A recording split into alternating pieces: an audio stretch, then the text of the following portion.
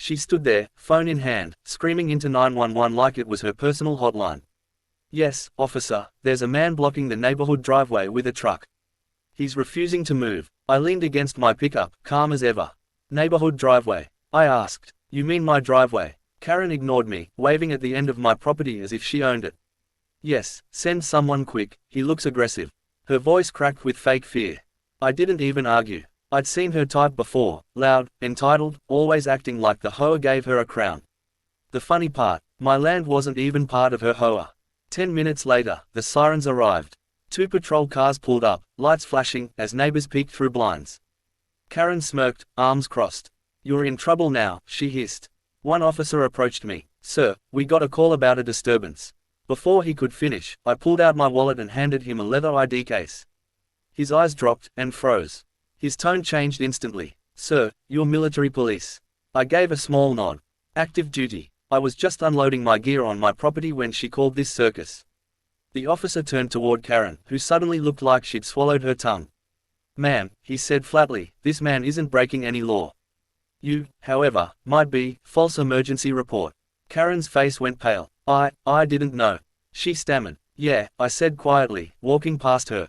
You never do. As the patrol cars pulled away, Karen stood frozen on the sidewalk, her 911 stunt flipped completely upside down. Later that night, the same officer came back, off duty, just to shake my hand. She's called us 5 times this month, he said. But this time, she picked the wrong driveway. Karen's voice pierced the quiet morning air like nails on glass.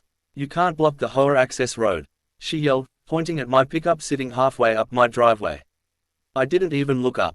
Karen, I said, tightening a strap on the trailer, this is my driveway. The HOA ends 2 lots back. She crossed her arms, phone already in hand. We'll see what the police think about that. She turned dramatically, dialing 911 right there. Yes, I'd like to report a trespasser refusing to move his vehicle from our community road. I just sighed. Every week, it was something new, my fence being too high, my truck being too loud, my American flag being too large. 15 minutes later, 2 officers arrived, lights flashing. Karen instantly ran to them, waving like she'd just caught a fugitive. That's him. He's been harassing the neighborhood. The officers approached me cautiously. Sir, can we see your ID? One asked. I handed it over without a word. The officer opened the case, then froze. His entire posture changed. Sir, you're active duty Army. Karen blinked, her mouth hanging open. What? He's what? The officer gave her a sharp look. Ma'am, this man's well within his rights. This is his private property. And next time you misuse emergency services, you'll be facing charges. Karen's fake confidence crumbled in seconds. I didn't know. I was just trying to. To what? I interrupted. Control land that's not yours. She didn't answer. The officers turned and left, shaking their heads. As I watched her storm back home, I called out, Hey, Karen, next time you call 911, make sure you're reporting a real crime. She didn't turn around, but I could tell by the way her shoulders stiffened, she finally knew she'd lost control. Karen's shriek echoed down the cul-de-sac. You can't park there. That's HOA property. I turned, wiping the sweat off my brow. Karen, this is my driveway. I paved it. I pay the taxes. HOA doesn't own a single inch of it. Her nostrils flared. We'll see about that, she snapped, pulling out her phone and dialing 911 like she was calling room service. Yes, there's a man being aggressive and blocking our community road. I just leaned against my truck, watching her pace like she was performing for an audience. The neighbors peeked through curtains, some shaking their heads, others filming. When the squad car pulled up, she practically skipped toward it. Officers. He's refusing to move his vehicle. The cops walked up to me. Sir, can we see some ID? One asked. Without a word, I pulled my wallet from my back pocket and flipped it open, my military ID shining under the sun.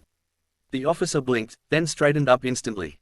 You're with the military. I nodded slowly. U.S. Army. Property owner. And I've got the deed right here if you need it. Karen froze mid-rant, her face draining of color.